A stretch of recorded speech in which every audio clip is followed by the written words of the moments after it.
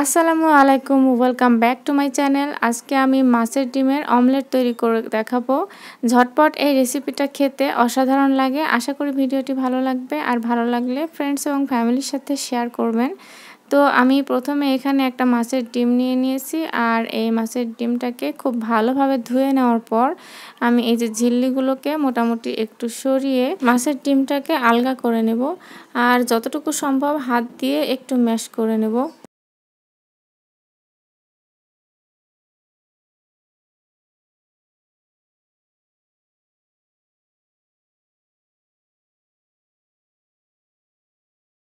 এবারে এর মধ্যে আমি দিয়ে দেব একটা ছোট সাইজের আলু জুলিয়ান কাট করে নিয়েছি। তারপরে আমি দুটো পেঁয়াজ কুচি কুচি করে দিয়েছি।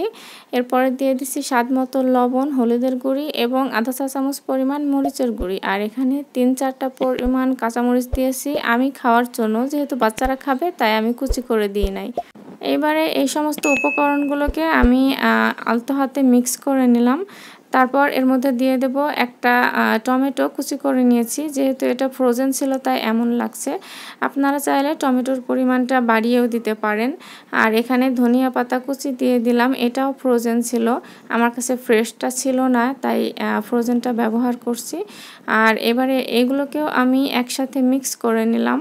এইবারে চুলায় একটি প্যান বসিয়ে আমি সয়াবিন তেল গরম করে নিয়েছি, এবং পর্যাপ্ত পরিমাণ গরম হয়ে গেলে আমি এখানে সেই মিশ্রণটাকে দিয়ে দিচ্ছি।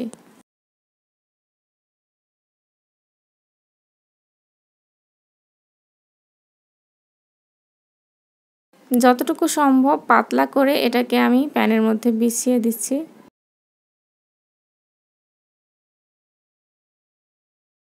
এবারে আমি 4টা ছোট ছোট দেশি মুরগির ডিম উপরে দিয়ে দিলাম। আপনারা চাইলে ফার্মের মুরগির ডিম আপনারা মাছের ডিমের সাথে মিক্স করে একসাথে ভেজে নিতে পারেন। তো একটা সাইড এরকম 5-6 মিনিট ভেজে নেওয়ার পর আমি এবারে এই ডিমটাকে উল্টিয়ে দিলাম। এই অবস্থায় চুলার আঁচটা কিন্তু মিডিয়াম লোতে রয়েছে। হাই হিটে এটাকে ভাজলে ভিতরটা সুন্দর মতো কুক হবে না, তাই চেষ্টা করতে হবে অল্প আঁচে এটাকে বেশ কিছুক্ষণ ধরে ভেজে নেওয়ার জন্য।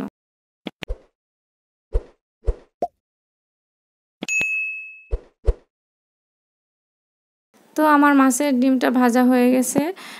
আমি এই ডিমটাকে স্লাইস করে নিচ্ছি আর সার্ভ করে দেখাচ্ছি। ঝটপট এই ডিম ভাজাটা দিয়ে ভাত খেতে কিন্তু অনেক মজা।